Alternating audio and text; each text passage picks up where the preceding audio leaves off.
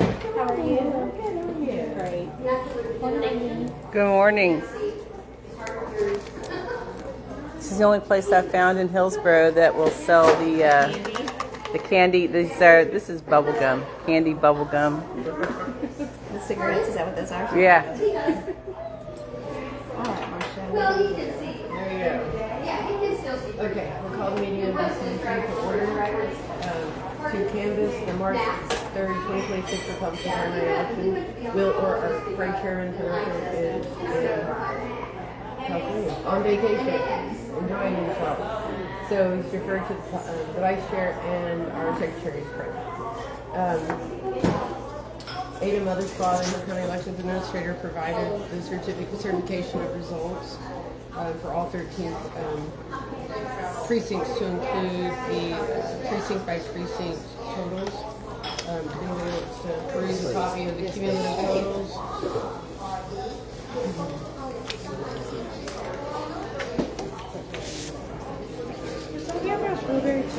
That's me. Thank you, dear. Look at their breakfast.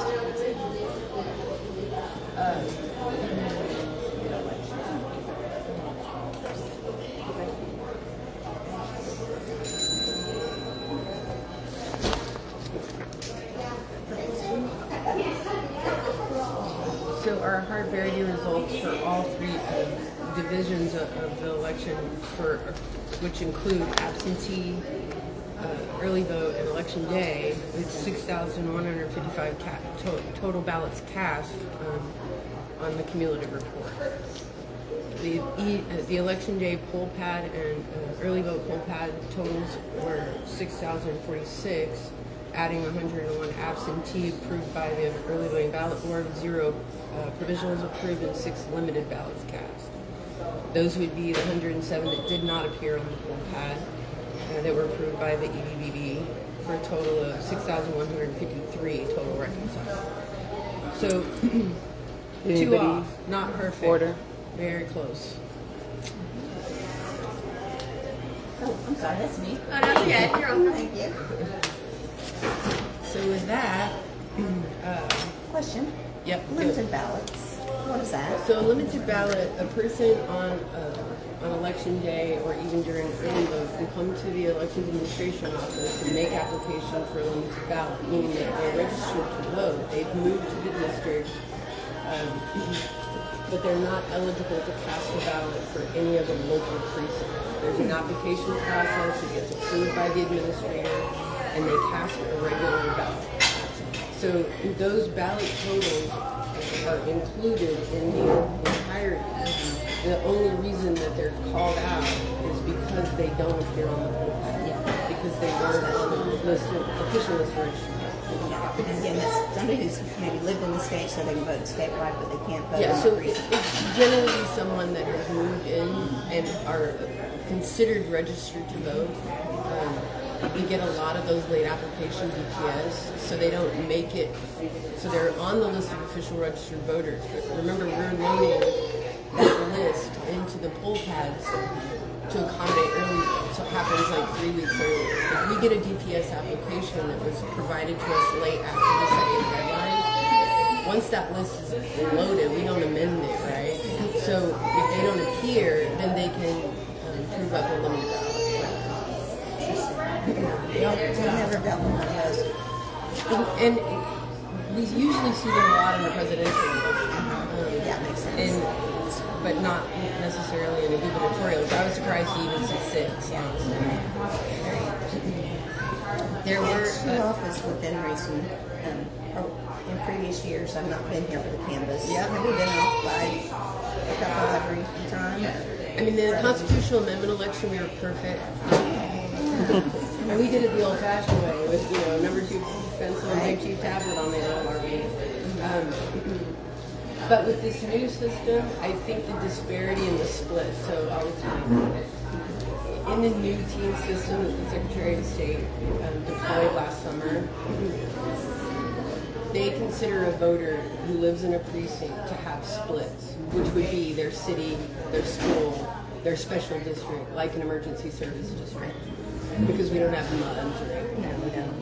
Yeah. So what it looks like when it spits it out on a report, if I live in precinct 13 and I'm outside of the city limits, but I'm in Whitney ISD, then it would be split. It would be 13.1, and then if I was inside the city limits, it would be .2. So you see those splits. When that exports, it causes all kind of havoc in the knowing system. Because now you've got everybody that lives in precinct 13, but some of them are inside the ESD, and some of them are outside. Some of them are inside the city limits of Whitney, and some of them are outside. Some of them are inside the city limits of Aquila, and some of them are outside. All the permutations. So those splits affect how it gets imported into Manila. It's complicated. And everyone hates the new team system. We want to go back to old team because you can't ignore the splits. In other words, when that file exports, it won't let us take off those splits in a county-wide, all 13 precincts. Because in the primary, we don't care about their little districts. In other words, we don't care about school districts or cities or stuff. So we think, I mean, and other, from the list here of elections administrators and county clerks who conduct elections, we think that everybody else is experiencing these kind of anomalies too. So it's not just us. The other explanation too is that date disparity, because we're taking one snapshot in time of our official list registered voters and loading it in full. Right? So this kind of thing, just because I'm an annual retentive number person, drives me. And they spent 3 days, going through comparing the tickets to the combination form, the list of signature voters that it produces, and crossing them. And it's, I say, okay, we have to stop. We've got to move on to city schools and specialists because that election is May 2nd. Yes. So here we are. We can only do so much. Okay. If it was a huge disparity, like if it's, they always say if it's less than 1%, but in in these smaller districts, it makes such a difference when some of these candidates are winning or losing by a vote or 2 votes. So, the group saying at the elections office is like, you have to make every effort to get this 100% back. Be on. That's where you have to go dive deep. And there weren't any candidates that were within a couple of votes this time on this particular round. If you look at the cumulative totals overall. Yeah.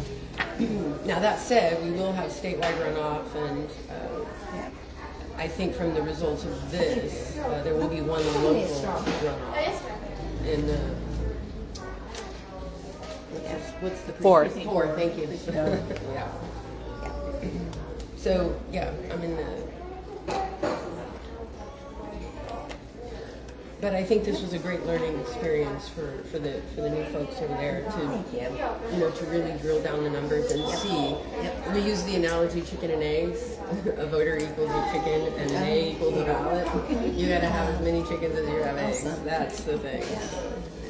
And it's probably a good thing it wasn't exactly matched, or we wouldn't have delved in that deeply. Right. So to be off by 2 was really a perfect scenario. It's caused everyone to double check everything. Yes, and I think the splits, because these columns that are highlighted in red, I think this is where you're getting those anomalies where it might throw somebody because of the split, interpret it incorrectly and put it in.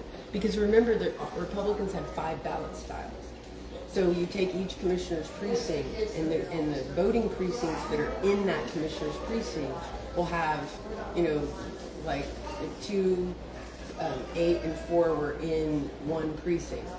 And so that's one ballot style because they all vote for the same JP, the same constable, and same commissioner. And so then we had an exception because we had a precinct chair race. So that got its own ballot style. So that caused the 5. Anyway, but when you look at those, how they discern, having 5 ballot styles and those coupled up, it's a question of, okay, what ballot style is actually given to the voter, even if they're in the right commissioner's precinct, are they in the right voting precinct? And that's how we bust these off. So they got the right ballot, perhaps, right? But it might have been right on the edge because of the split. It put them over into the neighbors, even though they're in the right commissioner's precinct and got the right ballots. Interesting. So it's those anomalies that you can spend hours and hours and hours and hours and hours discerning. Gotcha. So, with that, be it resolved that the following is a tabulation of the cast determination and results of the voting of the March 3rd, 2026 Hill County Republican primary election. And pursuant to law, the canvass of the votes of the respective election precincts in Hill County was prepared and signed by the Hill County Elections Administrator for said respective precinct 1 through 13, and have this day been delivered to the Hill County Republican Party Chairman, aka the Vice Chair and the Secretary. Now, therefore, be it resolved by the Hill County Republican Party that this party has met and received from the Hill County Elections Administrator the results of the March 3rd, 2026 primary election, verifies the tabulations herein is attached, and has this day canvassed the returns and hereby determined the number of votes cast for this election as attached in the precinct's report and results report. And then we'll sign this document. And in the interest of time, for the record, I'm just going to say that the cumulative report tabulated 6,155 total votes cast. So this is off the heart system. Yes.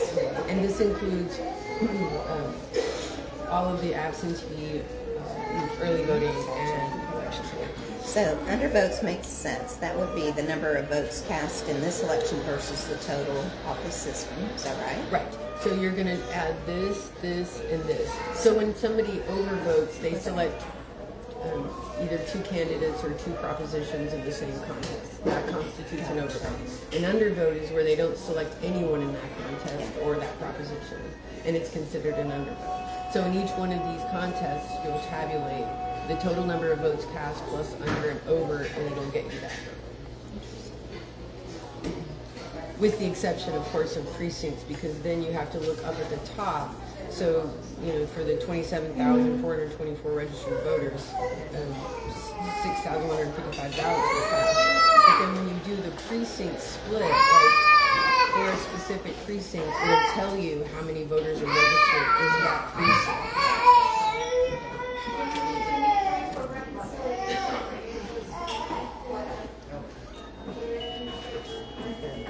When we were looking at the ballots, there was one ballot where somebody had just literally scribbled every single one. I mean, big, like toddler, just. I was like, whoa. Overvotes, yes. So, who's today? The 12th. 12. So what will happen? Natasha, I'm going to have you sign this as well.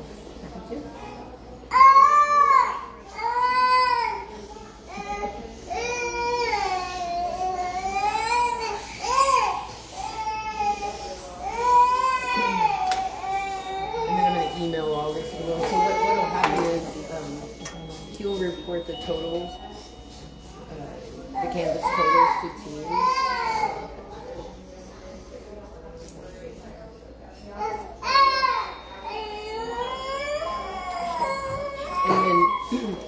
And I think they're opening up after the conclusion of today, because today was the day for statewide canvassing.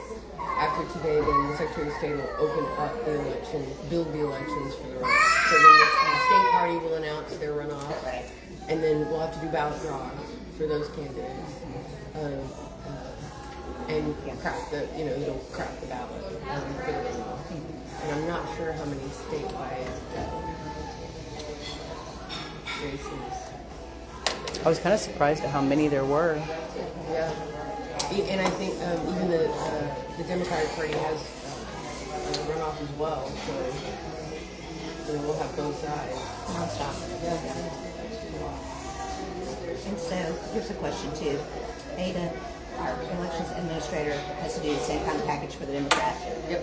as for us. So they got some similar reports doing this process. So election by night, today. the cumulative totals report that they push is everything. It's both sides, all on the totals. And then the only difference is The only thing that they tabulate after that is any provisionals, which there were none. It said 6 county-wide, and they were all rejected by the ballot board for not being properly registered. And then they did the mail on election day, the early voting ballot board met to do the signature verification and then approve it. And then they met the following day to consider any provisionals, and I think there was one mail item that was acceptable that came to the office by the deadline that when it was after. They checked the mail like 6 times on election day to make sure. And then the postmaster was sending his folks over like, oh, we have some here. Awesome. Because they're aware Yes, that of course it's got to get. Yeah. So for the Republican side, we had 101 mail-in ballots. So, Mrs. Eubank, what do you do whenever the mail delivers it late? I know you don't count them, but do you just keep a track log on? Yeah, of course we have to. And many of those are, we couple them up with the application for ballot by mail annual. So they'll go back in the queue because you have to keep that original signature available for the early voting ballot board to compare the signature on the carrier. So, they'll turn right around, and then those folks will be given a ballot if they selected city school specials or any subsequent runoff. And then, of course, for the November. And it'll cover this entire 2026 cycle, and then they'll have to reapply in the subsequent. Will there be a window for absentee ballots for the runoff? Yes. In May. Yes. And those dates are, they kind of overlap one another because the school is the second and the 26th. So yeah, they've got their work cut out for them. Non-stop. It's a lot. Well, I'm proud that we have such a system that produces beautiful reports. Listen, I easy to read. can't say enough good things about the knowing. I think the feedback from the election judges is that they liked it. Did Gary say anything about his experience with the whole pad? No, I That was mean, good. yeah. No news is good news when Right. it comes to that kind of stuff. I think that side was phenomenal. That side for the payroll part, if we could move to the electronic oath and compensation for May and November, that would be phenomenal. And Ada, I think, wholeheartedly agrees. The idea is to work smarter, not harder, and put this stuff to good use for us. But more than anything is to start having, a couple of times a quarter before the election cycle is getting these election judges in, because I think in the very, the brevity that we had, the short time that we had to deploy those whole pads and then get folks trained up on it, There was no time. There was no time. and so It was pretty inherent. Yeah, must be yes, intuitive. It is, and I think most of it is just their reluctance to, do I really push that? Right. Because it'll do curbside, it'll do assistance, election worker assistance, and then what's the other one? The 7 or more. So if you're driving a bus of folks of 7 more people from a nursing facility or something like that, they take an oath that they're bringing all those folks at the same time. There's all of those anomalies. All of those that reporting is included. To include, you put all of your election judges and clerks, you create a username and password for them, and they log into the portal, and then it tracks their time.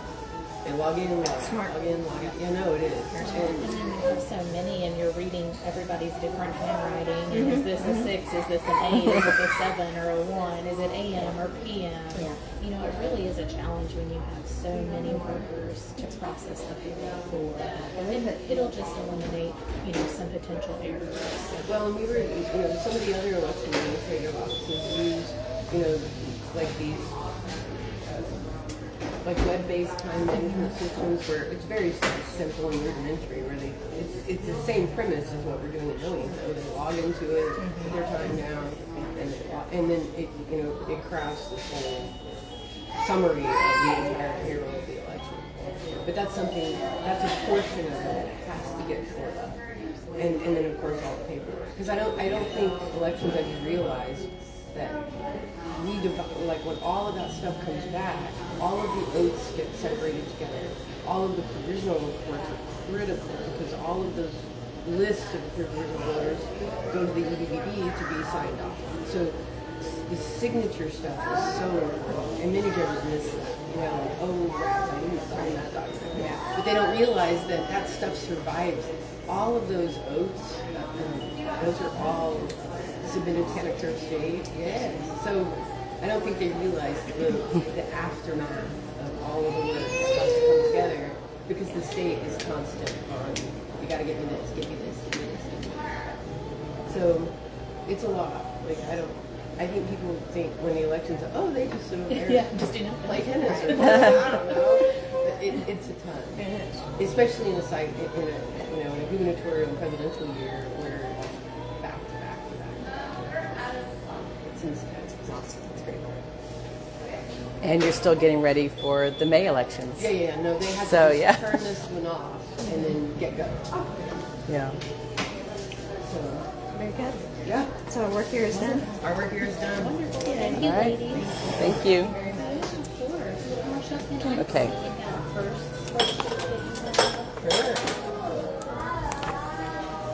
I've just never seen one before. You know, can I see yours real quick? The little report spreadsheet. Do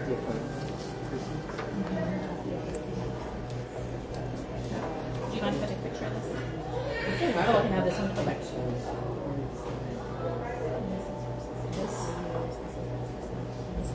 The blueberry one is my favorite. The gooey on the inside. So good. I've never had this one. Cinnamon and both. It's a little chewy. It's delicious. Thank you. Thank you. Okay. We're at overflow. This was GOP election canvas. So this is just a formal review of the primary election and going over the results. So we're done here. I got to go to the garden club now. There's the courthouse. All right, thanks guys. Green Eyes, my account is on a commenting restriction, so I can't comment and answer your question in the comments. But yeah, this was just the Republican Party canvas, the election canvas, where they canvass the results, go over the final results, and discuss any discrepancies or what's coming up next. So that's what this was. All right, I'll talk to you guys later.